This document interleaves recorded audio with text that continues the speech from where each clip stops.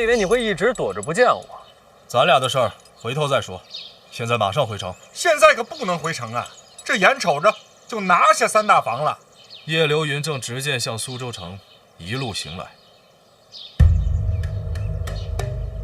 苦荷远在北齐，司顾剑不愿出手，那就只剩下一位了。叶流云，那叶流云是咱庆国的大宗师啊，怎么会对咱自己人下手呢？悬空庙刺杀，叶家被逐出京都。那也跟我家大人没有什么关系啊，那是陛下下的令啊。是啊，所以叶流云的报复就针对皇室。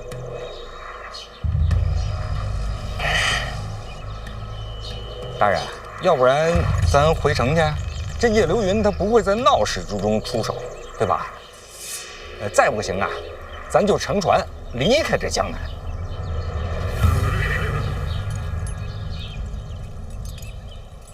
大宗师非人力可敌，你眼前的这些人根本挡不住。我要是此时回城，明家就有机会把三大房再次转运。有了这次教训，他们就会把三大房化整为零，散落江南各地。也就是说，要想夺回三大房，只能以快打快。现在就是唯一的机会。可谁来挡住叶流云？他多久到？离得倒是远，可凭大宗师赶路的手段，几个时辰就到。我娘的产业，我想夺回来。哎呦，大人，我这月银我真是要少了我。你们这不是寻死吗？战！战！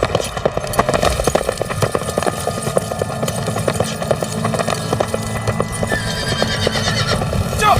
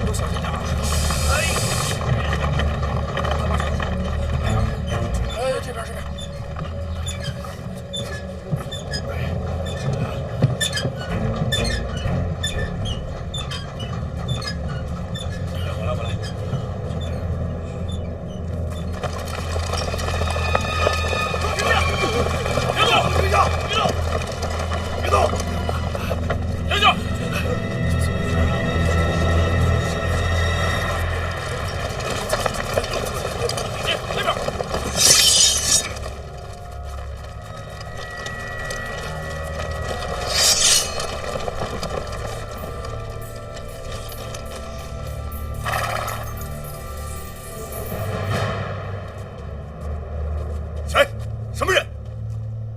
跟我走！跟上！在哪里？什么人？在哪里？在门口。怎么回事？走！快点！别动！后门关！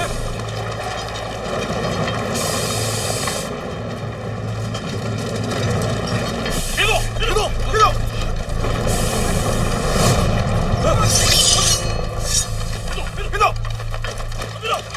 别动！左线别动，左线别动，放下，放下，放下。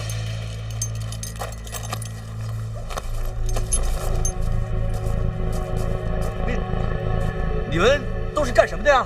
此地乃是名家私产所在，尔等驾马擅入，眼里还有没有王法了？有没有王法了？你们？你刚才说什么？我没太听清楚。这是哪儿？我跟你说的很清楚，这是名家的产业。老王，内库转运司罪案。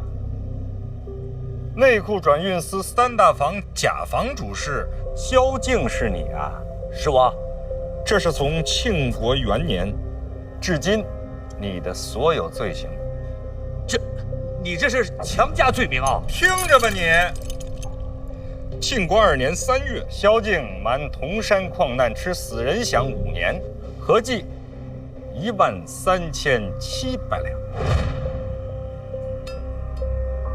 庆国4年7月9日，萧敬行贿苏州主簿，以贱价购得良田700亩。庆国6年正月，以萧敬为首的三大坊主事，并一干私库拖欠工人工钱累计逾万，引发暴动，死14人，伤50余人。你这知想行贿或还可商议，致人亡命，就真是罪无可恕了。依庆律，当斩。你无凭无据，怎能定罪你？这是供词和证据，自己看看。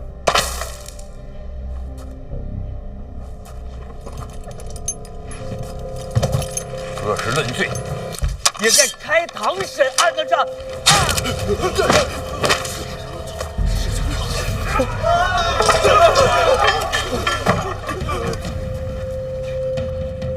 监察院提司本就有论罪行刑之责，人证物证俱在，依法斩杀，无需再审。诸位，谁能再跟我说说，这儿到底是哪儿啊？萧主事死了，监察院正是名动虚中。大人，这里是名家私产。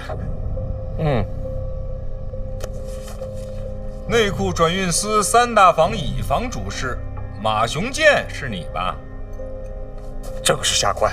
听着啊，任职以来娶12房小妾，其中9房是为强抢民女，更有2房是杀人亲夫夺人之妻，另有庆国6年暴动一案，马雄建亦与萧敬同谋，数罪并罚，以庆律当斩。大人，这是饶命的，大人，大人饶命的，我不敢了，我不敢了。大人，您饶了我这一回吧，大人。斩！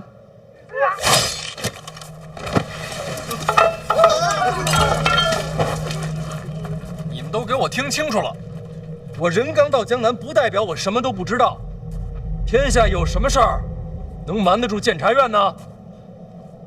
这儿还有一位姓胡的主簿在哪儿呢？这。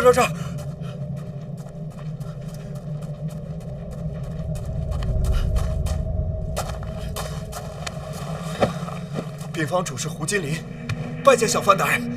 胡主事是吧？你来说说，这儿是哪儿？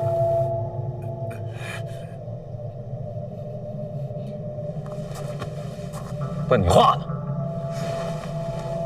回大人，此地便是内库三大房库房，转运司所有物件暂存此处。哦，原来这就是三大房啊！这就是三大房。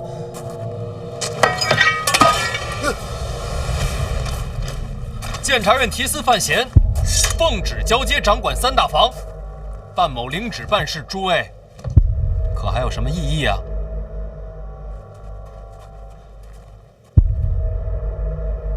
你有异议吗？大人顺应圣意，内库三大房领旨交权。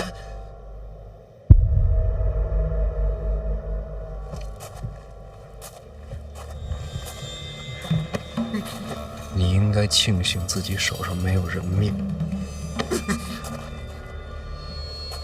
三大房内可有专门冶炼铁器的器械？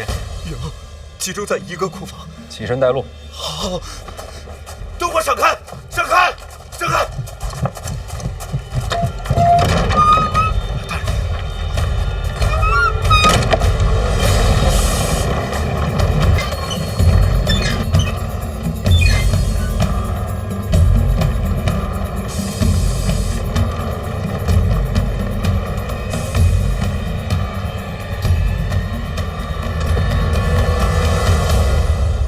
范闲进了库房，就没再出来。是，门关着，但是可以听到里边有金铁交击，炉火点燃，但是就不明白他在里边做什么。哼，不过也无所谓。即便是收复了三大房，只要叶流云一出手，范闲此次定是死路难逃。你要是没死呢？那可是大宗师啊！你是家主，该注意一点，成败不可寄托他人。范闲如果没死，会是什么结果？明家争夺三大房，那可是抄家灭族的罪。谁说是明家？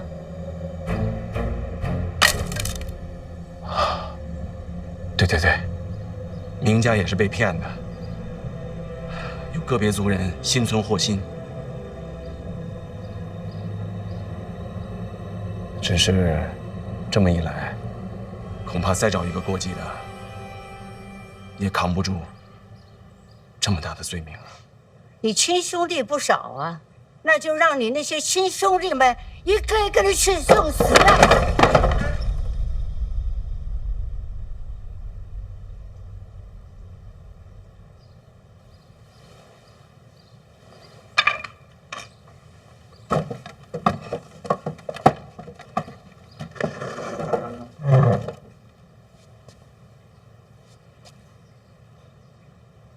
莫先息怒，我那几个亲兄弟，别说一个一个去死，就是一起死，也是您说了算。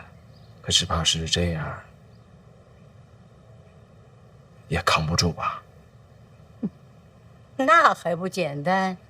你和我选一个献祭出去。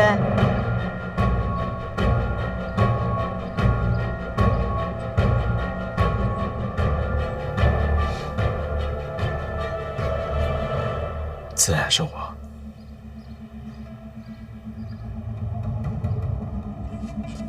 孩儿再贪生怕死，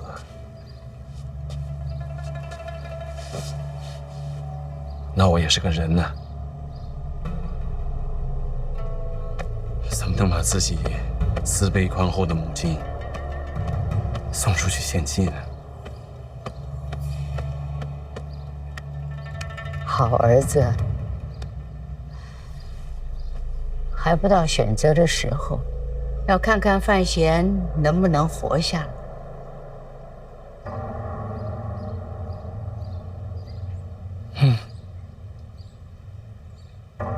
母亲说的对，不过这一次范闲，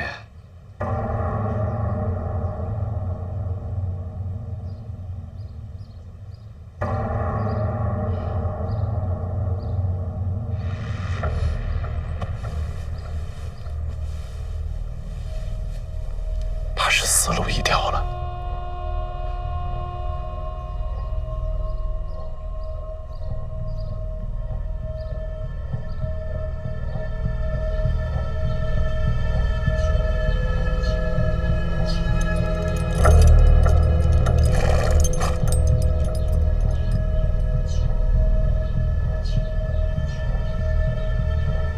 这有一会儿了呀，我就不明白了，这么点时间，还能临时造出个神兵利器对付大宗师？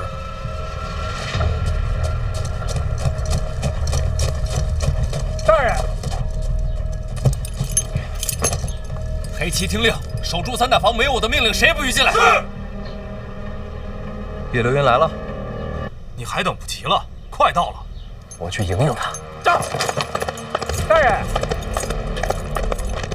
大人，我还是第一次见迎着大宗师去的。我家大人一向与众不同，这还过呢？疯了吧？偶尔疯一次也挺过瘾的。大人，找我！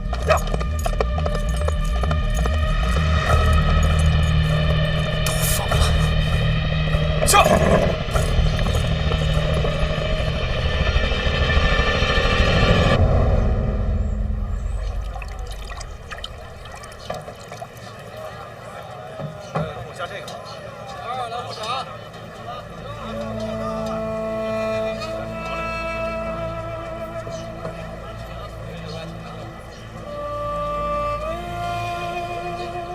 影子大人，啊，你也跟过来啊？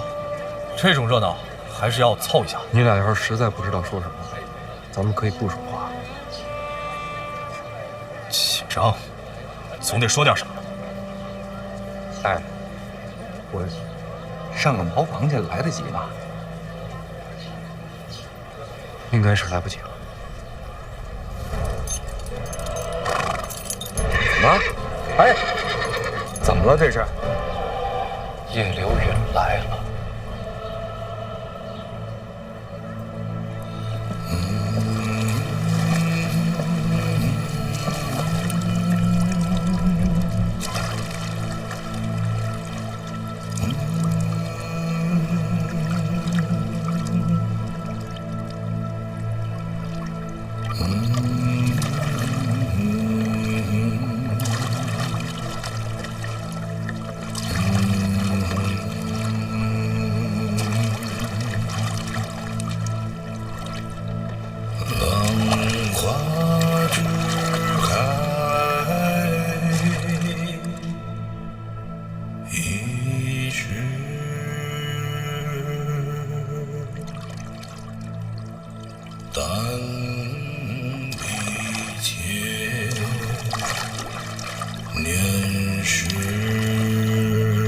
都别跟着，我自己处理。一个人去，不要美女。别好，你死了，我收尸。收什么尸啊？这要是真死了，死无全尸。大人，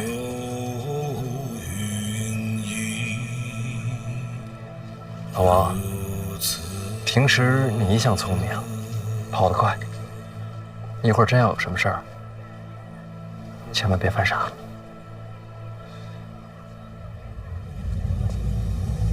大人。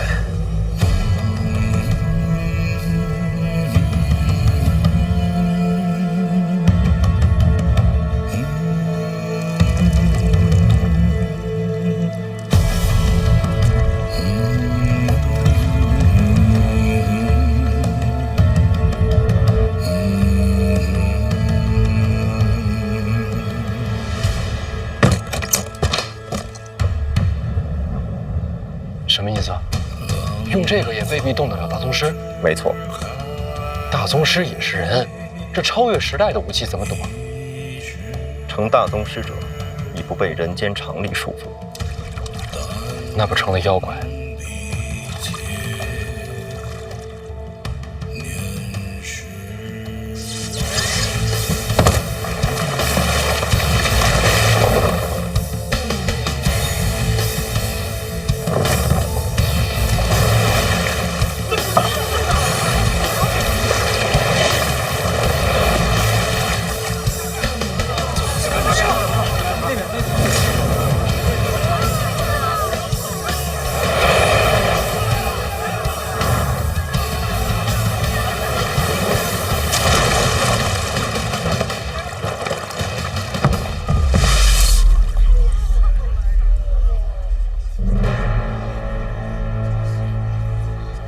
范闲。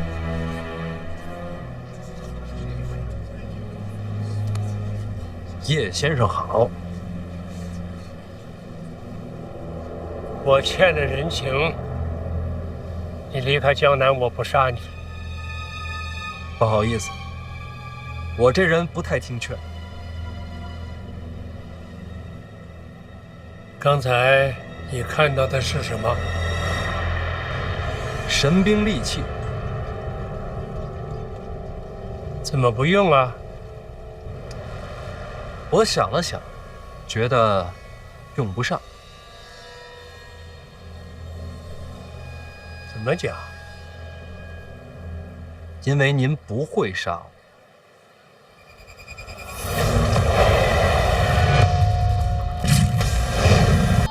我听闻您是以流云散手闻名天下。这剑杀人更快，我为什么就不能杀你啊？因为您不敢杀我。放眼天下，除非是四顾剑这般绝情绝义之人，否则就没人敢杀我。真的？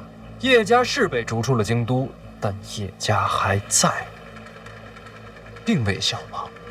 您若是真杀了我，叶家才是真正的万劫不复。这就是你的底气？先生是天上的流云，潇洒之气，但这么多年终归留了条线在人间。有线在人间，那便还是人。既然是人，终究有情。浪花只开一时，但比千年时，并无甚不同。先生亦是如此。谁告诉你我在乎叶家？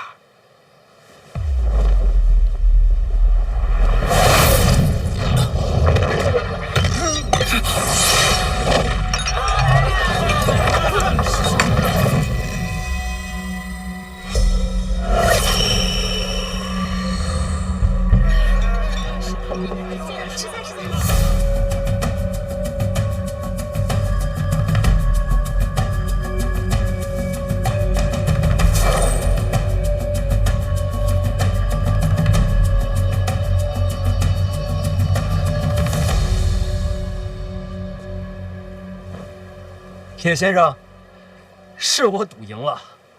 您是大宗师，但依旧是人。赌性够大，够疯的，也不知该说你像谁。多谢叶先生。仅此一次，下不为例。晚辈是想谢谢先生，让我知道，大宗师也可以依旧是人。晚辈这辈子走仕途，也修武道，要是眼瞧着这两条路走到顶点，都没了人性，那还有什么意思啊？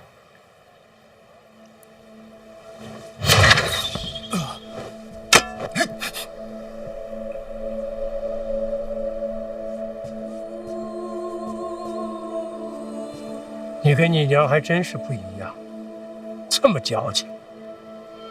您也认识他？她可不像你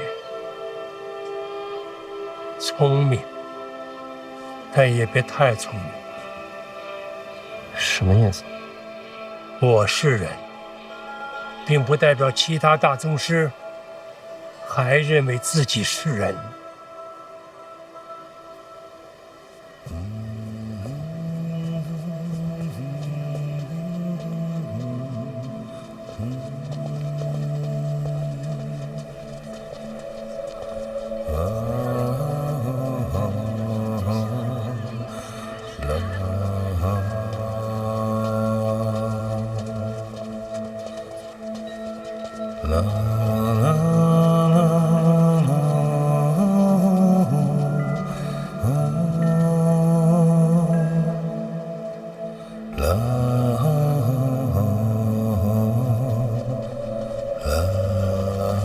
大人，这算是尘埃落定了吧？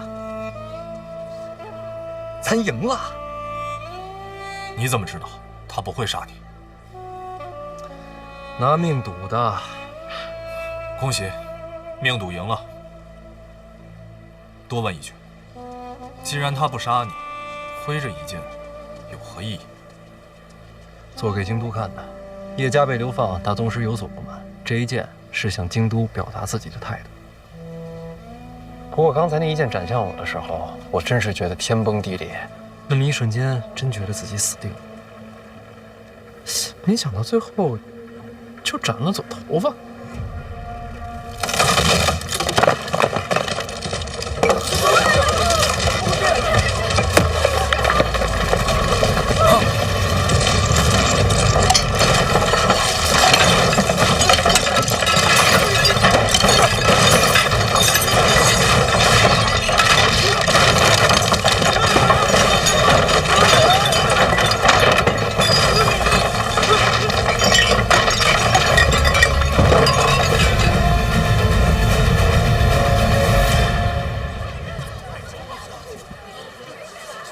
一剑斩楼，这就是大宗师的手段。大宗师真不是人，听着怎么像骂人呢？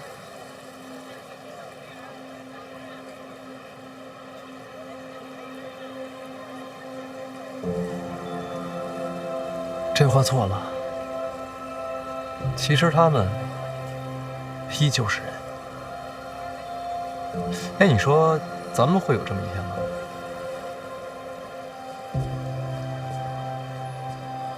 我可能会有。那我呢？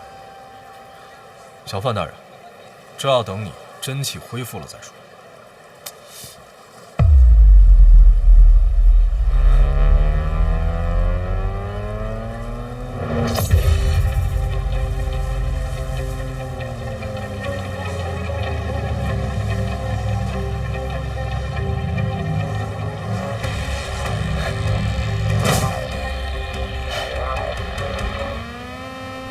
我老师说了，这心法呢本来就是你娘的，现在算是物归原主。哪儿都有我娘。你命好，哎，刚才那边出手也得谢。这你谢不着我。那水里埋伏的那个影子才是你的杀手锏。哎，你是不是早知道那云之兰要来啊？别说云之兰了，连影子在江南我都不知道。你不知道？那太奇怪了。那水里埋伏的那位置也太巧了，怎么看也是有人泄露了秘密。我真不知道，我比你还困惑。算了，不关我事儿。吃啊！哎，你成年之后过得怎么样？挺好的。那我就放心了。啊，司理里让我问的。哦，他过得怎么样？别问。司理里对他来说，不再问候才是最大的安慰。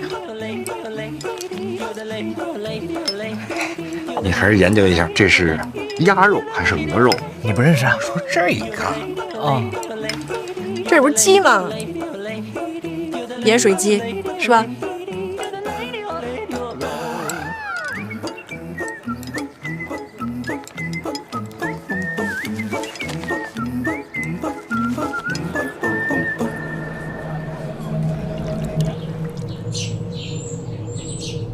好了好了，跑慢点，跑慢点，别摔着了啊！别跑了啊！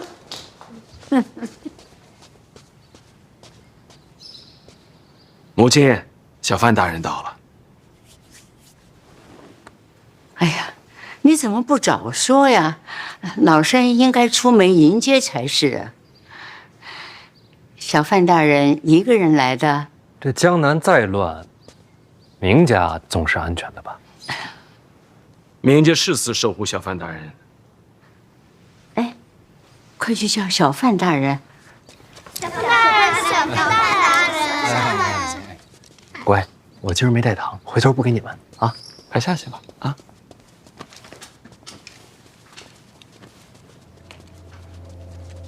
母亲，您这儿还没完事儿呢。啊，再磕2个头就礼成了。大人请坐，我先陪大人聊会儿。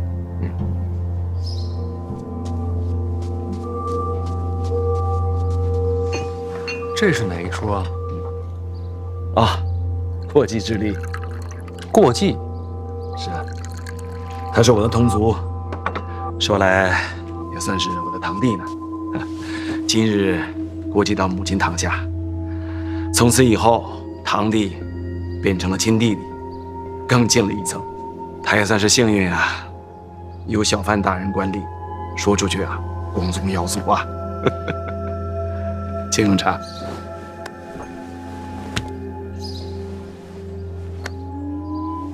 行了行了，礼成了，别磕了。来，起来吧，来，拿着。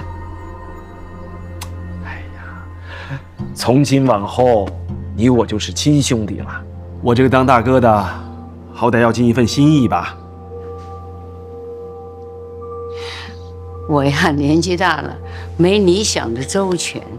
啊，些许小事，若劳烦母亲挂心，我这个家主不白当了吗？你看，母亲都发话了，哎，快拿着吧，孩子们也有。来，孩子们也有啊，快来。去吧。从此以后啊，我就是你们的大伯啊！以后我做主，我说了算，听见没有？来，每个人都有。谢谢大伯，啊，谢谢大伯。拿出去买糖吧，啊，去吧。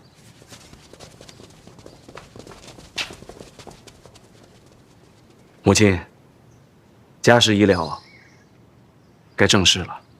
你是家主，你决定就是。小范大人，请上座。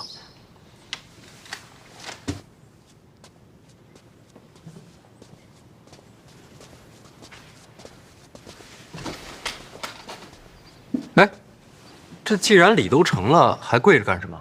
啊，今日码头明某答应过小范大人，天黑之前给你一个交代。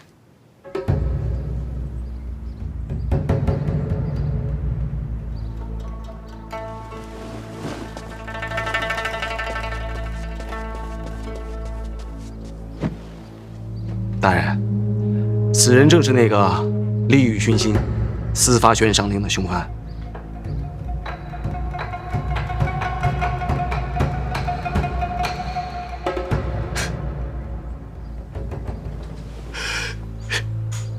他，凶犯？哎，这不是你刚从堂弟变成了亲弟弟吗？动机呢？利欲熏心？八成是投名状吧。大人南下，动了别人的利益，他可能就是一个马前卒。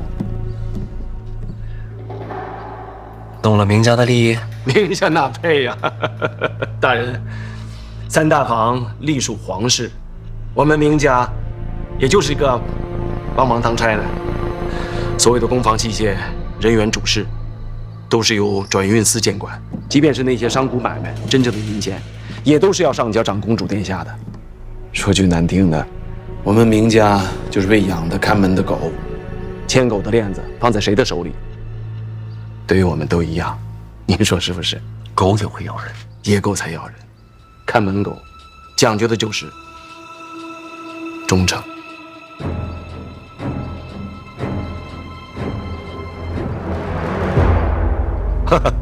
这样吧，大人，明某今日替明家表个态。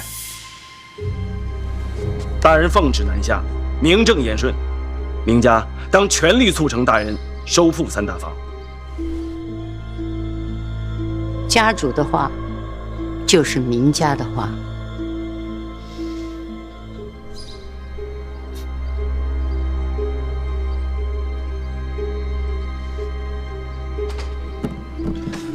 好，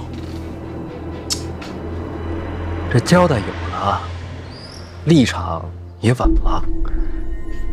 那这人怎么办呢？司发悬赏令，刺杀朝廷命官，死罪。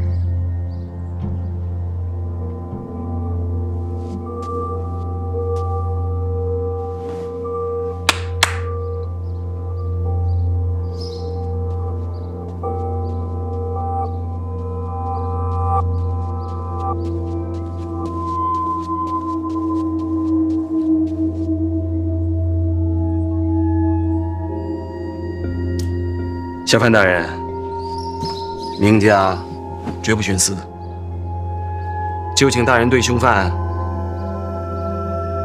明正典刑。你们好歹让孩子先下去啊，这都看着呢。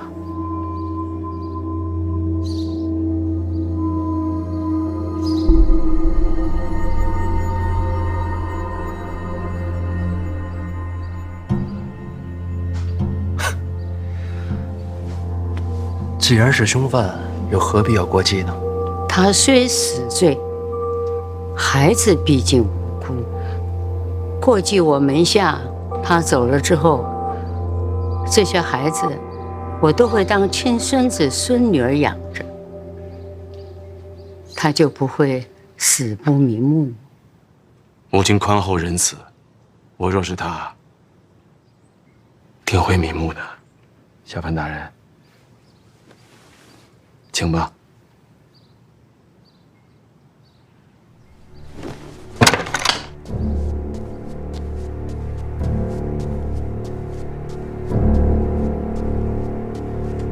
这是凶手，正是。利欲熏心，不错。你认罪了？认罪？认罪可就死了。请大人成全。我偏不成全。死不死的，查清楚再说。这人我带回府衙，仔细调查。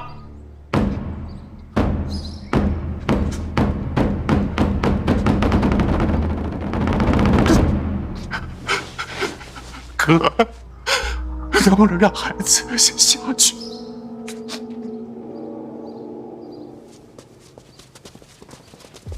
你安心投案，配合彻查，别担心家里。孩子们我替你照顾，绝无意外。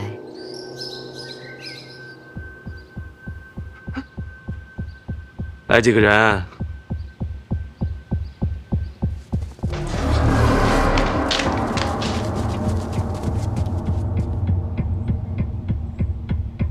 押送府衙。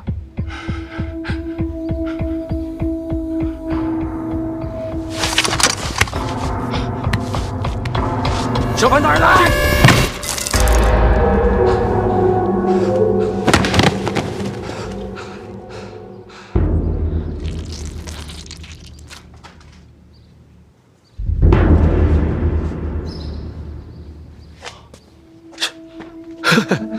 原来是畏罪自尽呐！大人，你没事吧？没有溅到您身上血吧？血都让你挡着了，我见什么呀？啊？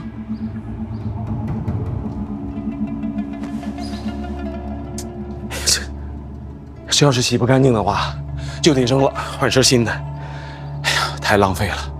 你看这好好的一桌子菜。哦，大人，那这尸首你还要抬回去吗？这都畏罪自尽了，我要个尸体身上。如果这样的话，那就把我这个亲弟弟的尸体抬出去安葬，宁某去就回。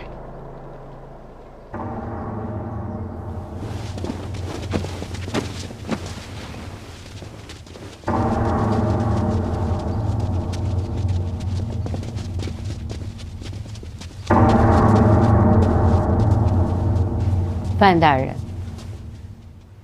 大人筹银送灾民回家，叫人钦佩。此等善举，民家绝不能落于人后。待会儿再聊善举吧，这血都没擦干净。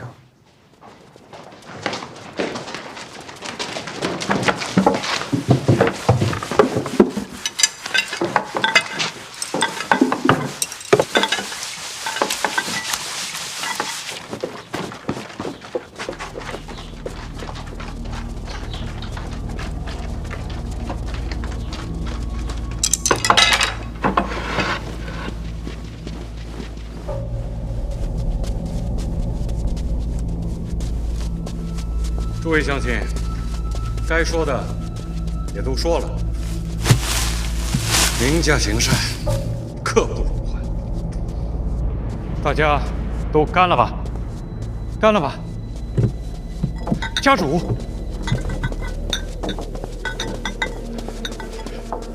家主，大家都是自愿投效的乡亲们。是。哎，怎么很多人看起来那么面熟啊？都是为了咱们明家。啊，好，老伯，快请坐，快请坐。是的。辛苦了。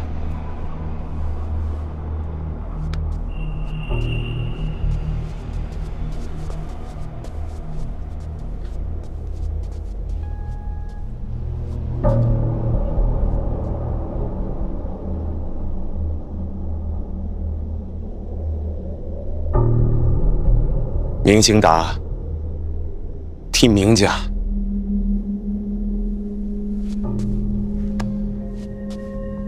谢过诸位父老乡亲。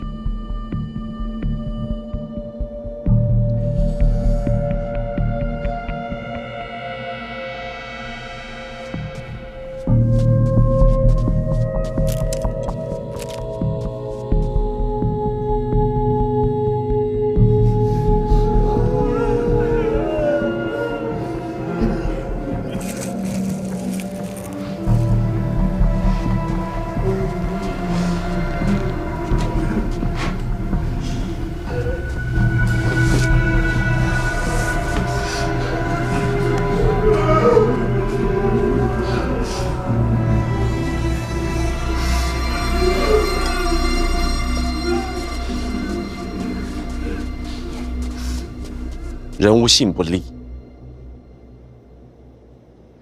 诸位乡亲，我明家说话是算话的。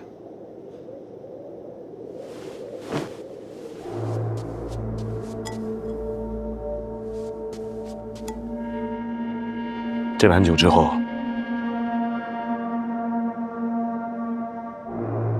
你们的家人就是明家的家人。别的不敢说，只要明家还在，管保他们衣食无忧。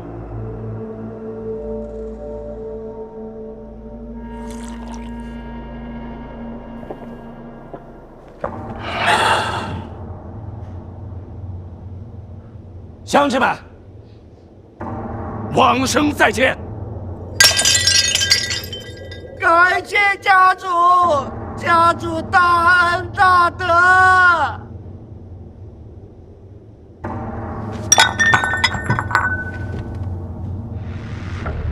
你要说的话很多，但吉时已到。诸位，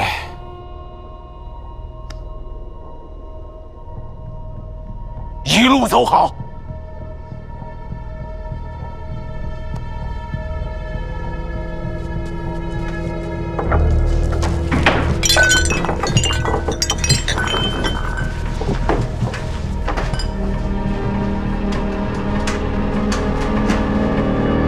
小范大人觉着干净了吧？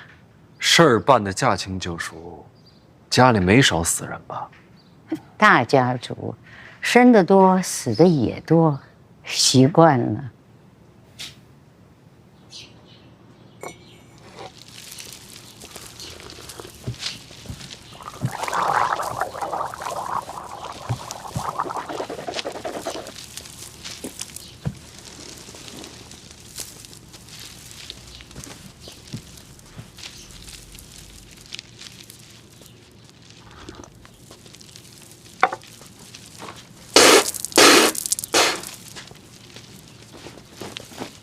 人数别弄错了。哎，家主放心，加上您带来那个，正好一个都不差。后续都安排好了，都安排好了，他们都是自愿的。要不是数量有限，那想死的人多了。毕竟家人一旦被冥府收留，那可就是改了命了，是想都不敢想。赶紧装车，时间不等人。是，马上送到转运寺。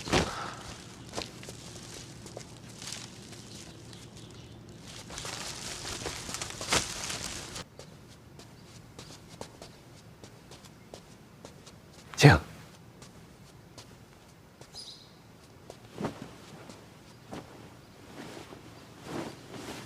听说范闲来了。啊，是。老太君的意思，非要给他一个交代，说是悬赏令一事如不早日解决，我明家就会有灭门之祸呀。谢先生，不瞒你说，我已经劝过他了。名义上我是家主，可毕竟人微言轻啊，什么事儿都是家母说了算。令堂这话其实也没错。谢先生此言差矣啊！为人处事当光明磊落，岂能手鼠两端呢？我明家既然已经投效了长公主和二殿下，就不能再与范闲多来往。我们是要避嫌的。明家主心里记得这道理就好。时刻未报。先生放心，明家对范闲只是虚与委蛇。以我刚烈的性子，就算是把我们明家斩尽杀绝，我也不会给他好脸子看。倒也不用过于担心，我也给你透个底，2天之后就是范闲的死期。2天？此话何解？长公主登门访客，已然事成。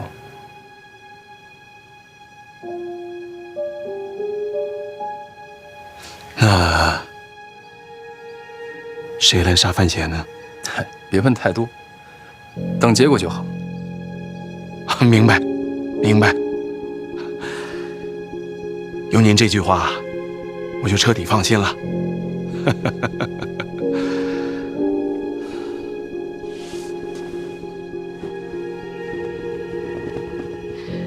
这明家家主实在是太不用心了。那边刚刚死人，范大人肯定倒胃口，在这儿还是比较亲近些。大人筹银行善积德，明家尽管困难，也愿捐银20万两，共襄盛举。哦，这江南第一大家也有困难？不瞒大人，明家受长公主所托，代理3大坊货品售卖，常年亏空。哎呀，我们明家呀，也不停地往你垫钱。这3大坊的货物可都是独家垄断，这也能亏钱？垄断？垄断的意思就是独家所有，公益守密。哦，只是天下奸商太多，价钱不好谈啊。这货源也越来越贵啊，这更何况你们都下去吧。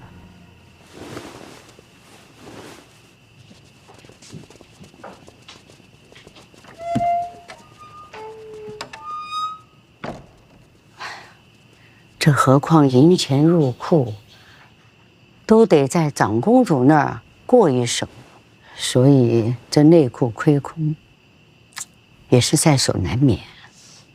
老太君的意思是，长公主在其中谋取私利？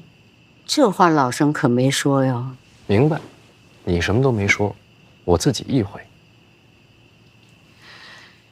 哎呀，幸好大人来了，3大坊终于有了希望。我还以为你们会帮着李仁瑞拦我一手，会吗？大人怎么这么说呢？3大坊又不是我们明家的，在谁手里，其实对我们都一样。大人江南之行，最怕夜长梦多。明日我就让清达带大人走一趟转运司，尽快交接。3大坊顺理成章归于大人门下之后，就再无隐忧。说说看，你们想要什么？3大坊在江南，总要有人代理吧？大人，您觉着呢？有意思啊！这生意做的年年赔钱，你们还抢着想接着做？为国效力，岂会在乎个人得失？明家能有今日，绝非侥幸。仰仗国运昌隆，也仰仗大人鸿福。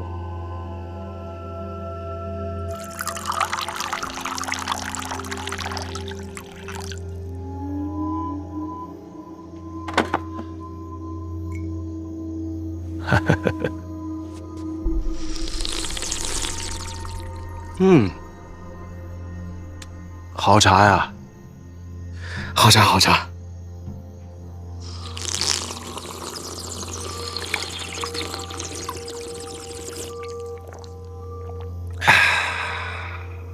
你怎么还不走？范闲不会等急了？啊？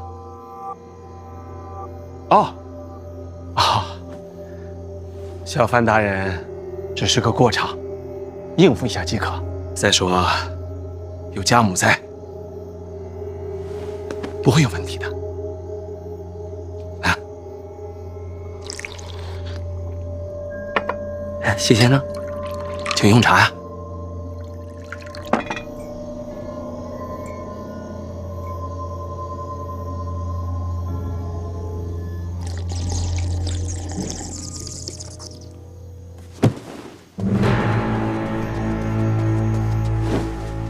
这怎么回事？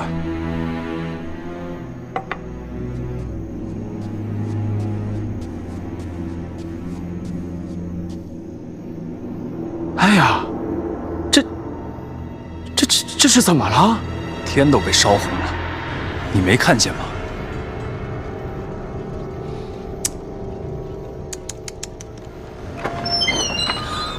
哎呀，这桥子走水了。小范大人，小范大人，小范大人，出大事了！我让人去看了，好像是转运司起火了。内库转运司？正是。三大房库房所有器物，外带工房人员都在转运司呢。不过大人放心，我来通报之前，已经让明家上下尽数前去救火了。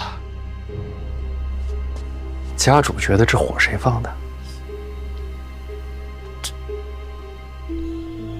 不会是人为的吧？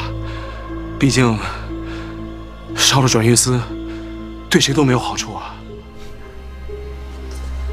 哎呀，幸好我今晚在明家啊，不然怕不是要怀疑明家放火呀。小范大人，明家就是吃了雄心豹子胆，也不敢做出这种事。我知道，当然不可能是明家放的了。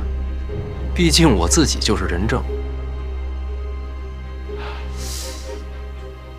不对，也不好说整个明家啊，毕竟家大人多，死的也多。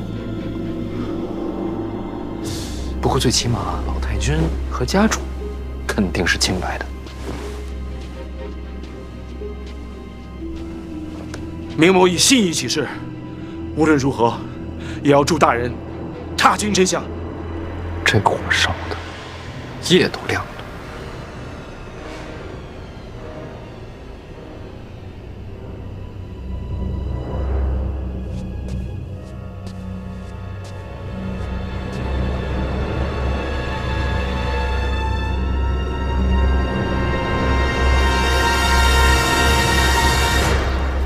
你说抱月楼不再是青楼了，老师以后开着它还图什么？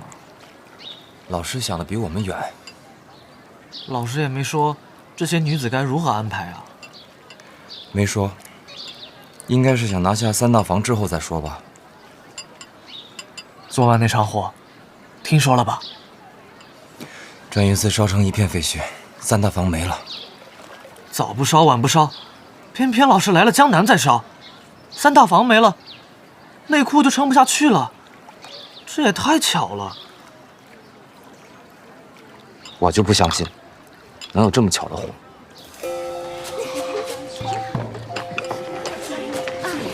收过门吗？是呀。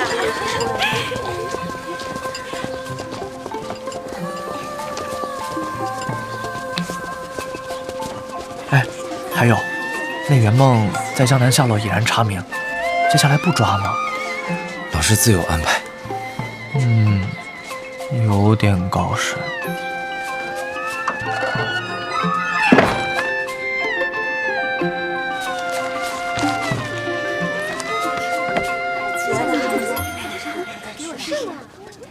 大人，我回来了啊！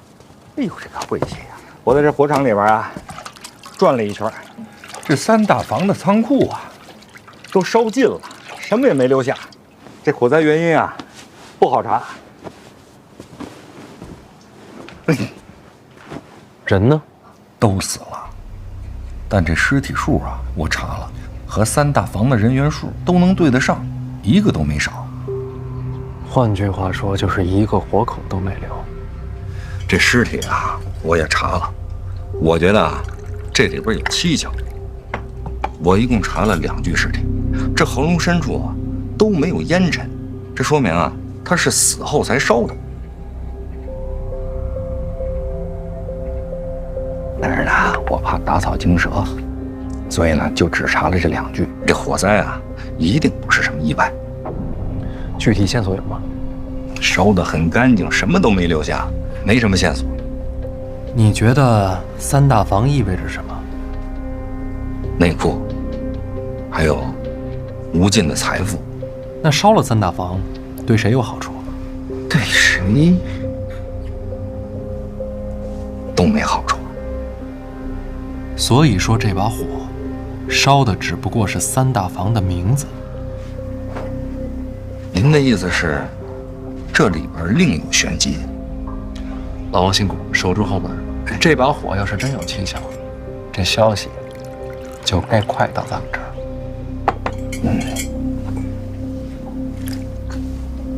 我这就去。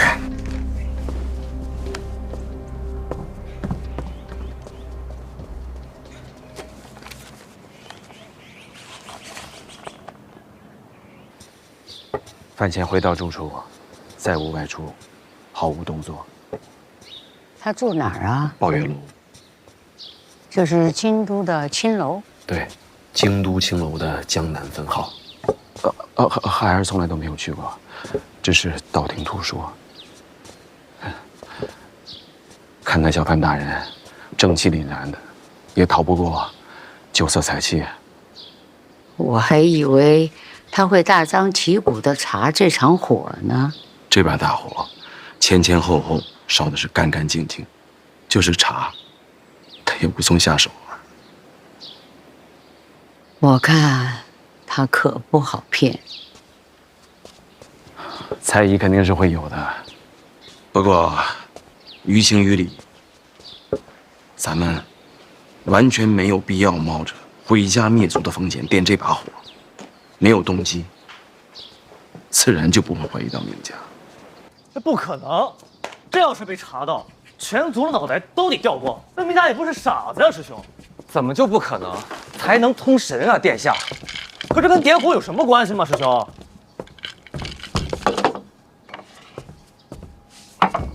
我执黑子。为什么你执黑子啊，殿下？啊，因为是殿下。那行，拆迁吧。我还是觉得那场火它就是个意外。可我就觉得是明家放的火，明家暗中染指三大房多年，老师奉旨接手，明家必定不愿呀。可老师已经到了江南，这三大房交了还是烧了，他都不属于明家了，他为什么还要铤而走险？这可是杀头的罪啊！若是库房早就被明家一点点搬空了，是不是就说得通了？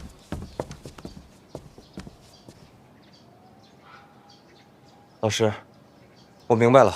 这场火是明家故意做给世人看的，他们想转移三大房，然后独吞这些财富。哎，人能为财富贪婪至此，还闹出那么多条人命来，他不怕天国律法的吗？那可是江南名家，你怎么把人想的那么坏呀？他都不是我把人想的这么坏，殿下，是人为财死，人性就是这样啊！空口无凭，我不信，有这样的事儿吗？有。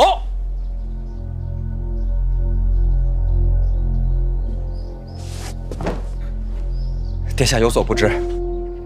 我就是这样，我的家史家镇就是这么被烧没的。府衙送来的报灾文书上说，天干物燥，意外起火。一镇子的人的殿下全死了，他们不会跑吗？然而他们就用意外草草结案了，我不相信。您觉得呢？您觉得是意外，还是人为？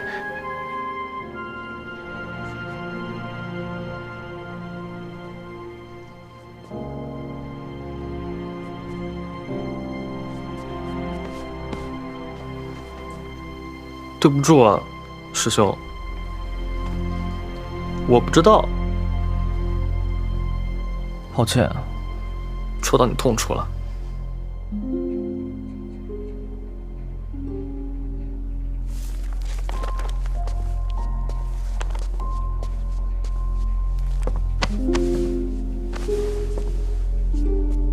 你不明白的事情有很多，才能通神，也能使人不再被人。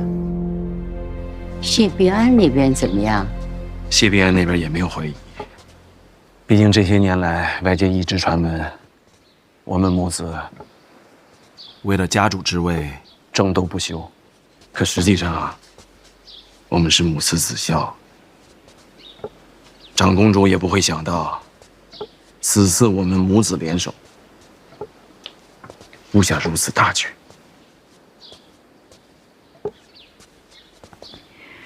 火场可别出纰漏。您放心吧，即便是查，也会把真凶引向李云瑞那边。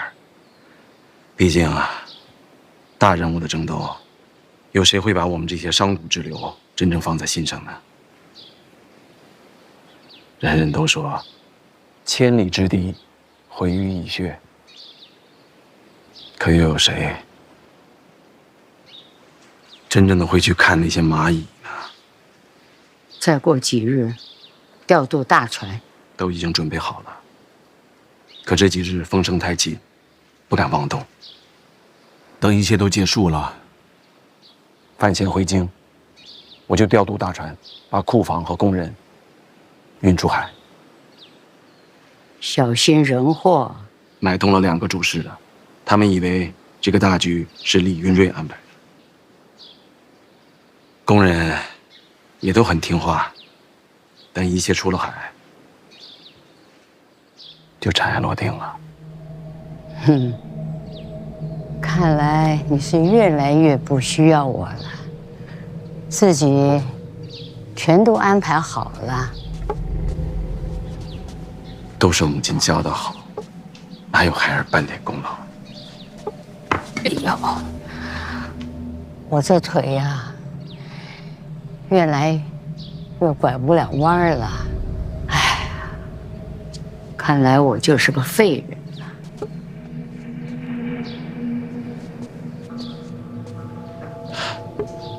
母亲何故自称废人呢？哎，孩儿背你。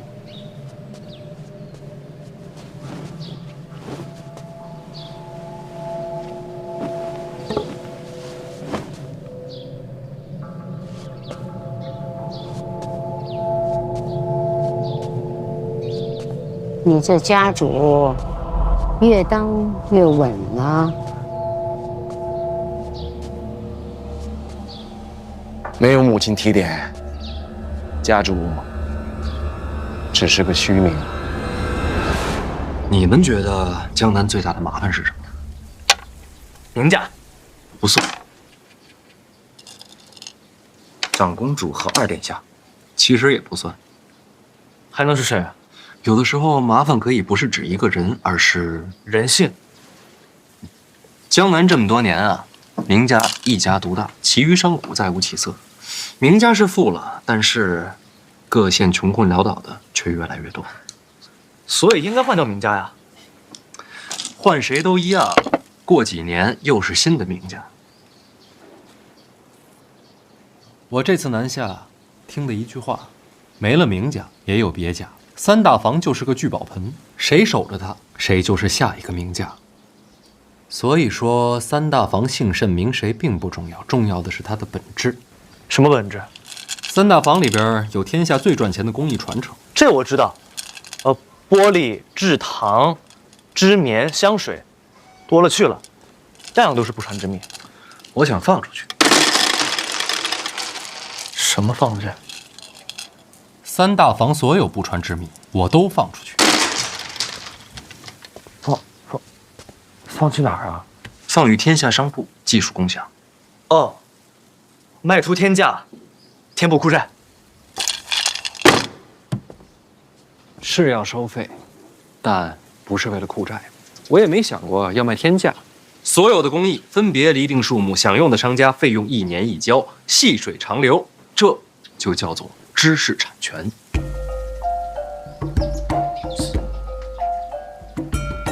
可这么一来，内库所有独占的秘密就都没有了。可这样一来，天下众生就有了希望。可内库是皇家的呀，天下万民不也是皇家的吗？这说的好像也对啊。我选知识产权这条路呢，就是觉得真正的财富不该是一家一户，也不是什么皇家商铺，而是天下共进，藏富于民。这条路若是走成了，或许能让那些不被重视的性命多少有些分量。老师，这条藏富于民的路，父皇知道吗？先把事儿办成，再回京都交差。老师，怕父皇他雷霆之怒。要做成事儿，就不能瞻前顾后。我不看好这条路，但我就当什么都不知道，也没听见，更不会私下上奏告知父皇。多谢，但我真不看好。你呢？我也是，你也不看好。是。我这条路表面上瞧着损皇家利众生，他是皇家子弟，他不看好是常理。你为何不看好？老师的话，其实我没怎么听懂，但是我相信老师的选择一定是对的。那你还不看好？只是这世上大多时候，对错并不重要。老师的这条路动了太多人的利益，我担心这么走下去，终将四面树敌，荆棘密布。这世间常有人说，对错并不重要。但如果对错一直不重要呢？一直没有人尝试去改变，那三大房的火，史家镇的火，就永远也不会熄灭。老师，这条路我虽不看好，但我愿意陪您走下去，哪怕燃尽此身，亦不言悔。我和师兄一样。你们真的这么想？知道你疯，不知道你这么疯，还带着皇子一起疯。偷听啊！我可不是故意的。老师，学生们先告退了。啊，走吧，我们还没下棋呢。坐吧。怎么说？找我有事儿啊？过来看看，怕那个云之蓝卷土重来。多谢。不用。按你刚才那条路走下去，要杀你的人恐怕成百上千，一个云之蓝不重要了。所以得麻烦你在江南多住些日子了。以你的身手，除了大宗师，其他九品未必杀得了你。悬空庙被刺之后，我真气炸开经脉，散于体内，时至今日没有恢复，所以我需要你。终于肯承认了？本来也没想真瞒着。你信上可不是这么写的。书信嘛，能看的人太多了，有些话只能当面说。为什么不连我也瞒着？心里过意不去啊。为什么？把你当朋友。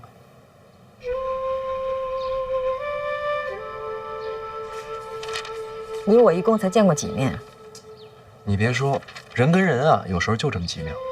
有的人认识一辈子，不过点头之交；有的人只见一面就能托付生死。这话你听了别觉得矫情，我这辈子遇到不少人，可能当朋友的寥寥无几，你算是一个。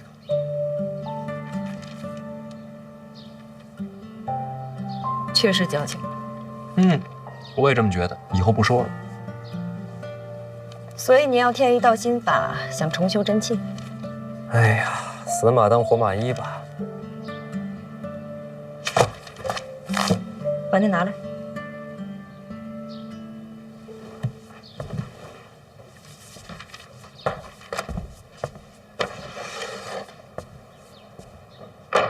你要干什么？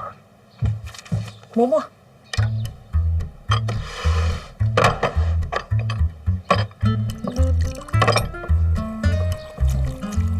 继续磨，别停。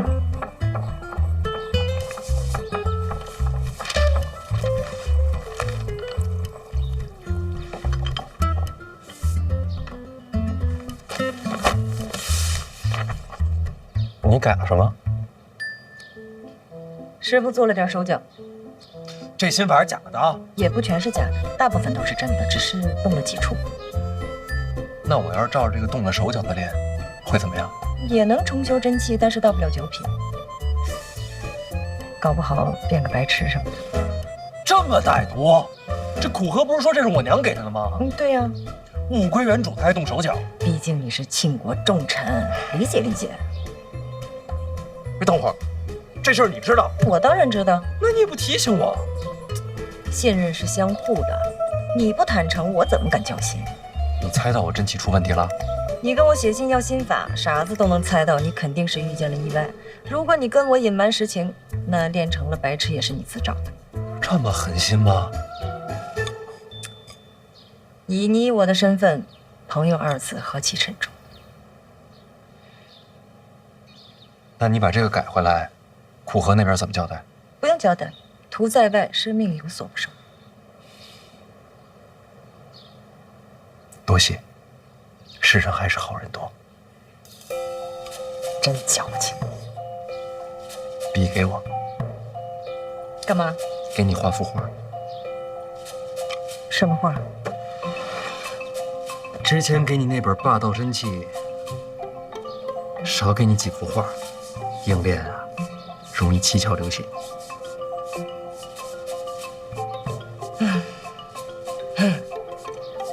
什么时候这世上的人才能少些尔虞我诈呀？咱俩共勉，一起努力。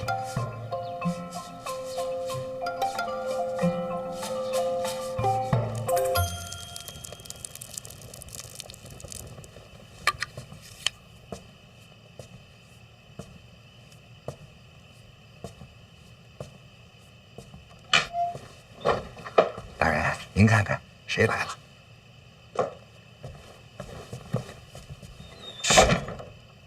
监察院一处邓子越见过提司大人。当你这是认识多久了，跟我来这个？来，坐。规矩嘛。哎，邢天兄，哎呀，哎，你这胡子呢？啊，这不是奉大人的命令，到江南调查名家，我觉得暗桩嘛，就应该彻彻底底的改头换面。来，喝水。哎，邢天兄。还是先说事情。我听大人的吩咐，化妆成灾民到了江南之后，果然就被名家给收拢了。但是他们疑心很重，头1个月就是整日劳作。我估计他们一直在调查我的身份。这1处跟4处一块儿给你做的这身份，不会有什么纰漏吧？确实是。等到第2个月的时候，看的就松多了。我又找到一个机会，展现了一下我记账的才能。他们就开始接纳我了，最终进了3大房。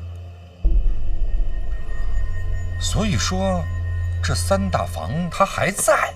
当然呀，大人，名家一早就把3大房仓库以及里面的主事和匠人全都秘密迁到了城外。果然是偷梁换柱，还搭上这么多条人命。大人，您看，这就是仓库现在的方位。大人，属下以为这个名家纵火屠戮百姓，罪大恶极，当一律问罪。明家肯定得办，但不是现在。咱们要考虑的不仅仅是一个明家，更是江南未来数十年的安定。大人，说下接下来该如何行事？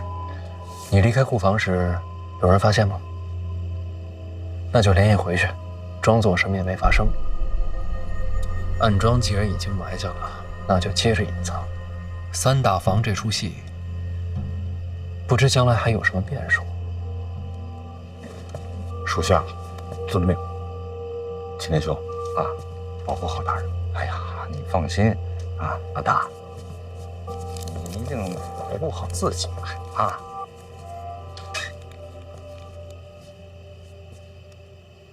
走吧，留步留步，哎。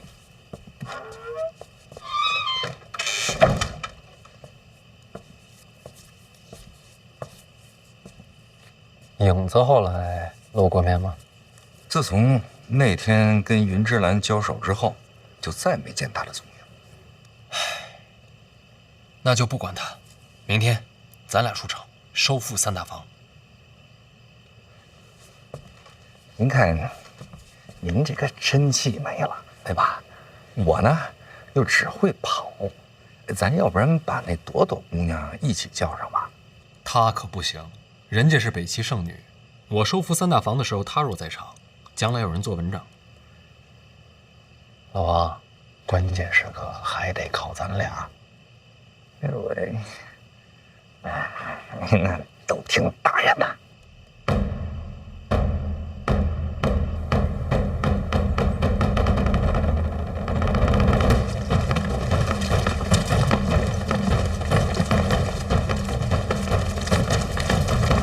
范闲驾马出城，刚刚送来的消息，出城之后前行的方向正是如今三大房库房所在。库房所在，乃是绝密啊！必是走漏了消息。那他们出城只有2个人？开始是2个。